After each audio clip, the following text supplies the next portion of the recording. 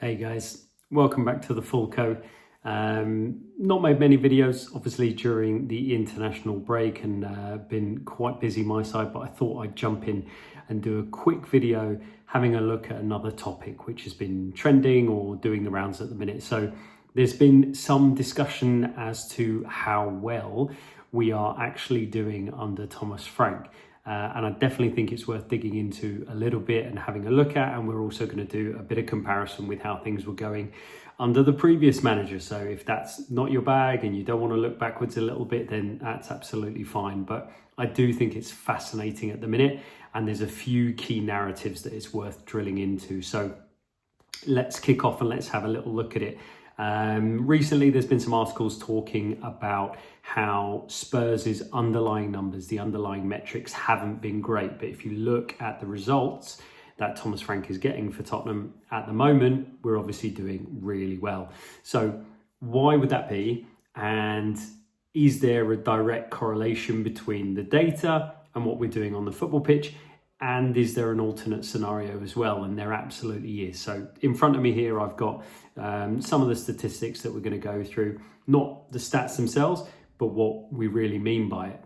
So if we look at the fact that this first kind of period under Thomas Frank, we are third in the Premier League. We've lost one league game and we've progressed in the Carabao Cup, and we've also taken 4 points in the Champions League. You would argue that that's a fantastic start to the season, and yet a lot of Tottenham fans are a bit uncomfortable with what they're seeing on the football pitch. So how is it possible that what you're seeing and some of the underlying numbers are not looking great, and yet we're doing so well points-wise? And then you go and compare that to what we were doing under Ange Postecoglou. And we could compare loads of different timelines. I don't want to use his first 10 games because that's an outlier. But if we use the start of his second season, there is a correlation or an inverse correlation. The underlying numbers and the underlying metrics under Ange Postecoglou were very good at the start of last season, and yet we were not getting the same kind of results. It wasn't a disaster. We didn't start out as badly as we ended up to go on in the league season. And so right now we've got two situations, two scenarios, two very different managers. And one of them has good, middling to good numbers and not so great results. And one has middling to poor numbers and has very good results. How on earth is that possible?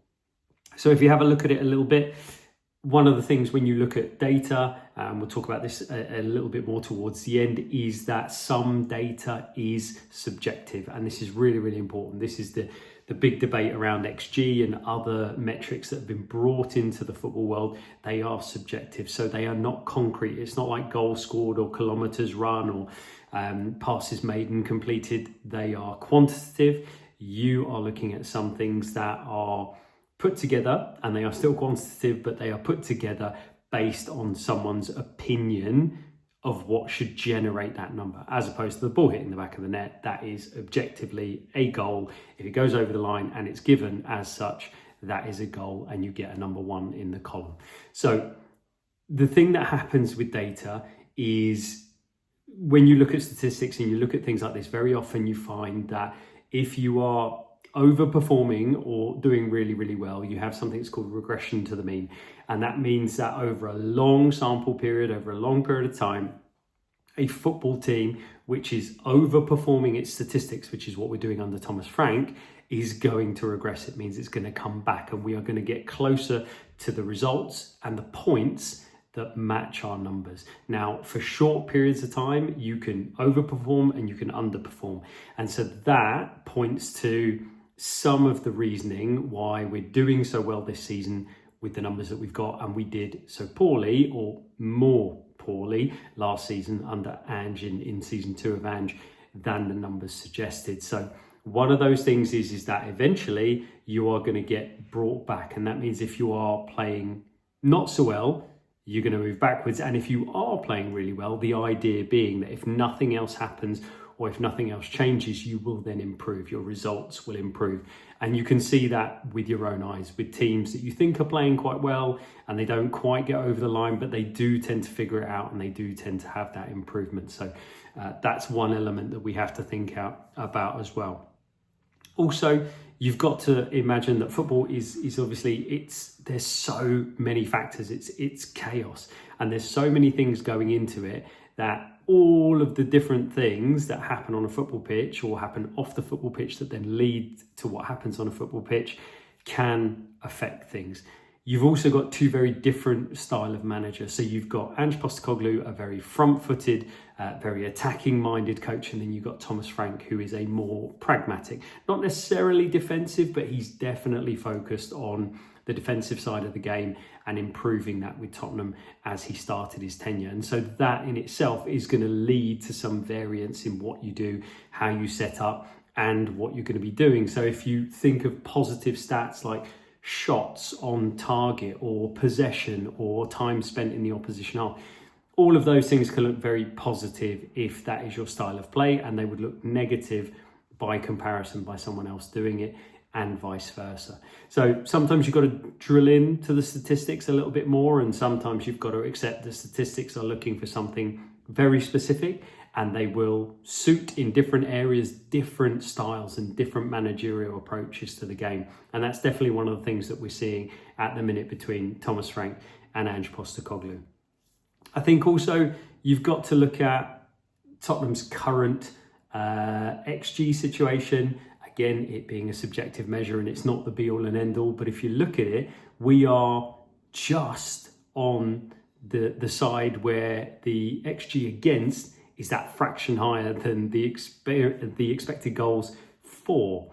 And that's very odd for us to be getting over the line. So it means that we are finding the percentages. And one of the things that Thomas Frank does really well is he goes after low-hanging fruit. He now sets Tottenham Hotspur up as a team that is defensively stable and goes after things like set pieces and routines from that.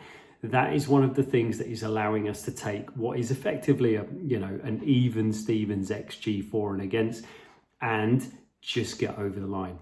A really good example of that is, and in the approach and how we could compare what might have happened, is looking at the Leeds game away from home. So in that game, we were outperformed and on XG, and we managed to get out of there with a 2-1 win. So we managed to get the second goal, and then we managed to sit on it and get out of that game. Now, if you imagine the flip side of that approach, would Ange Postecoglou have gone with the same approach? So would we have, at the end of that game, gone to a 3 at the back and tried to see out a 2-1 win? Or would we have done something different throughout the whole, even imagining that everything up to the point of scoring the second goal was the same? Would Ange Postecoglou have had the situation where he would have battened down the hatches and try to see out that performance and see out that result? I'm not sure.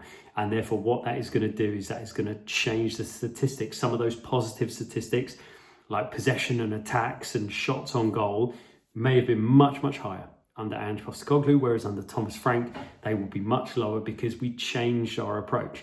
Now, you could say you could compare the Europa League final and Ange's pragmatism to get us over the line by going to 3 at the back versus what Thomas Frank did against Leeds, but it's completely different. That was a cup final. That was all about winning a trophy at the end of it, and it wasn't about getting over the line in an away game in the early season to a newly promoted football club. So it's a very different approach, and that is going to drag the statistics in a certain direction as well. So, that kind of thing is really important when you see the stats and you wonder why these things are happening.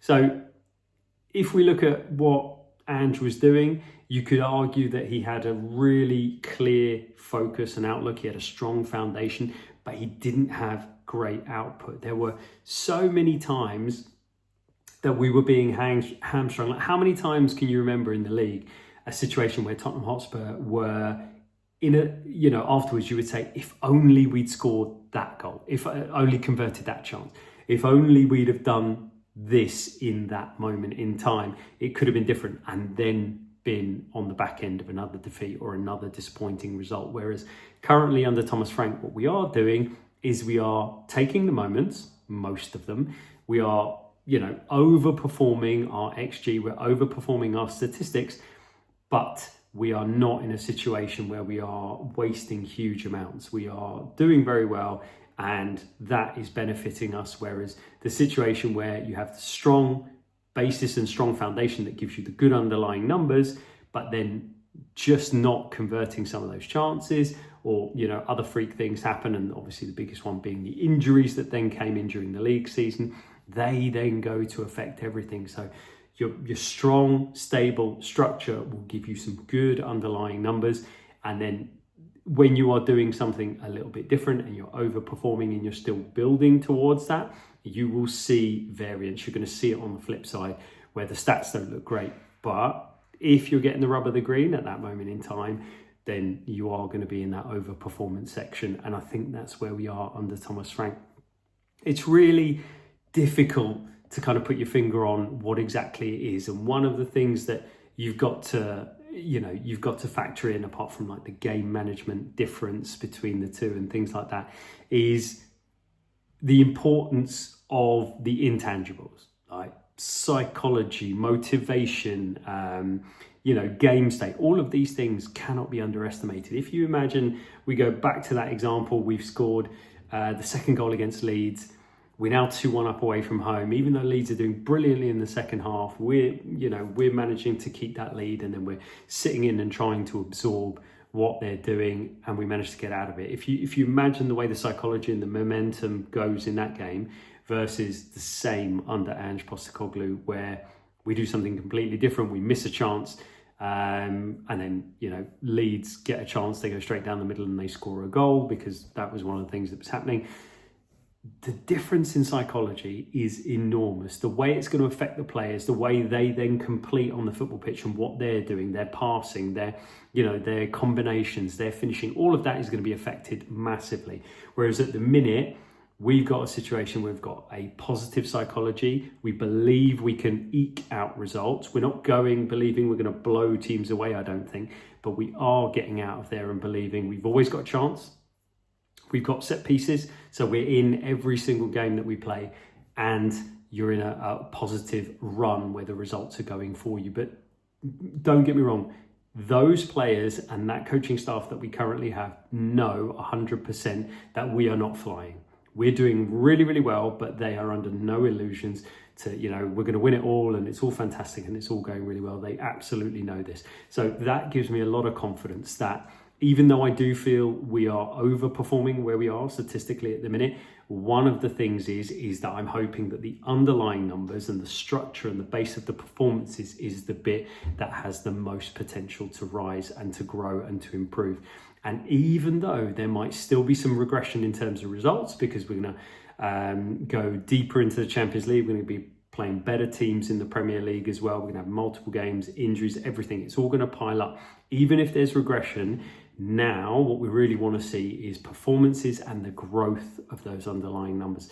Because if we see that, actually, I think with this system, this setup, this management team, we will be okay. We will do okay this season. However, if we're overperforming and these numbers don't start to improve and we don't start to find our way and, players bed in and get to know each other and all that kind of stuff, then we could be in for a very short, sharp shock when we move into a difficult run of games, particularly November coming up, where we're going to play some really difficult games, and defeats on top of defeats, as we've seen last season, can really, really affect the morale, the momentum, the psychology. And that could be a situation we find ourselves, and we won't have a strong structure or a base to rely on at that time. We will only have, we were defensively sound, we're not now, or we're less so, and we're struggling to put it together going forward. So it's a really key inflection period. It's a really key moment for us to dig in, bed in, really work hard, and hope that we can, bring those numbers up closer to where we actually are in terms of results and points going on the table. I'm going to leave it there, guys. I hope some of that made sense. I hope some of that matches what you were thinking about and what you've been talking about with your friends while this never-ending international break's been going, but we are back in action at the end of the week, and I, for one, am very much looking forward to it. I'll leave it there, but as ever, come on Tottenham.